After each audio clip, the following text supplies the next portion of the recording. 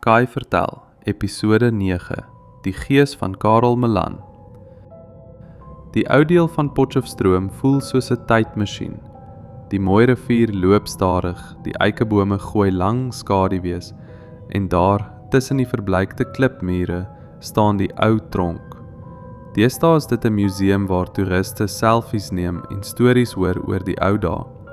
Maar as die son sak en die wind deur die tralies begin huil, fluister die plaaslike inwoners van Karel Melan, die man wie se gees nooit die tronk verlaat het nie. Ons gaan terug na die 1870s, toe Potchefstroom nog 'n wilde grensdorp was. Karel Melan was 'n jong man. Sommige sê hy was 'n boerseun wat perde gesteel het om sy familie aan die lewe te hou. Ander sweer hy was 'n kwaai ou wat sy neef in 'n dronkgeveg met 'n mes gesteek het. Waarmee almal saamstem is dat Karel het in die tronk beland het, in 'n sel wat koud en klam was, met deure wat in die nag kraak asof iets probeer uitkom. Dit was 'n onweersaand in 872. Die storm het oor die vlaktes gebrul en die rivier was wild. Dit was Karel se laaste nag. Hy het teen die tralies gehamer en geskree vir genade, maar niemand het geluister nie. Die teregsteller het hom na die galg gesleep, die tou het styf om Karel se nek gegaan.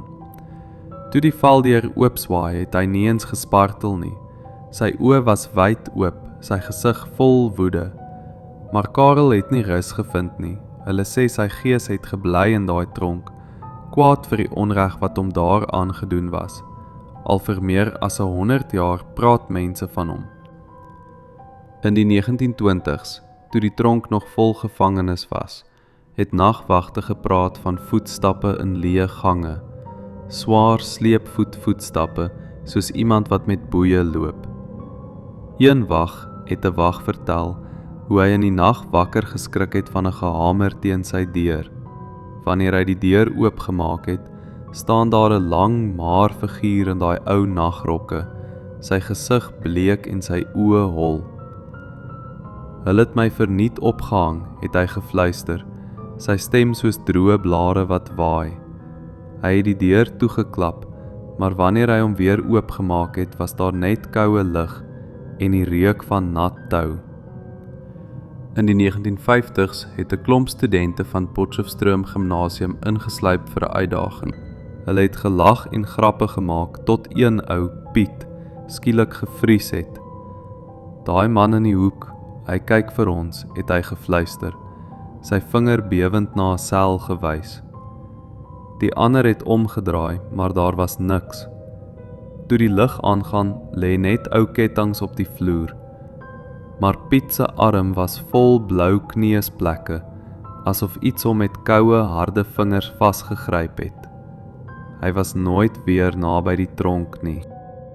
In die 1980s, wanneer die tronk 'n museum geword het, het 'n gids mevrou Vermaak toeriste gewaarsku. Bly weg uit die galgkamer as jy alleen is.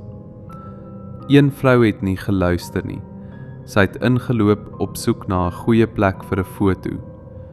Skielik voel sy 'n koue hand op haar skouer, hard en nat, soos iemand wat uit die rivier geklim het. Sy het omgedraai en 'n gesig gesien, oë vol woede, mond oop in 'n stil skreeu. "Help my," het hy gekras. Toe sy haar oë knip, was hy weg. Haar skouer was nat gewees en sy het gebewe tot in haar tone. Deesdae waarsku die museum se werkers steeds, moenie na donker bly nie.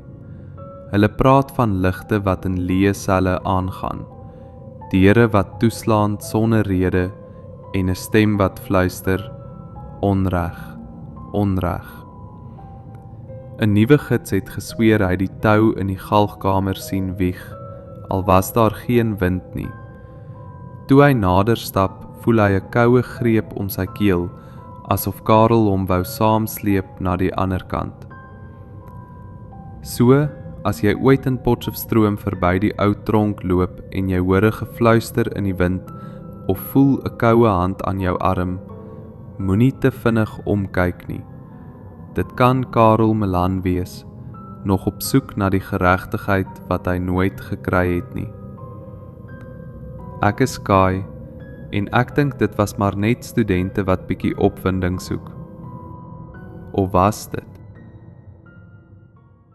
Baie dankie dat jy geluister het hier by Boekwurm. Onthou om asseblief die hou van knoppie te druk en in te teken op ons kanaal vir nog verhale vol avontuur, liefde en misterie. Deel jou gedagtes in die kommentare, ons hoor graag van jou. Tot die volgende storie, mooi loop.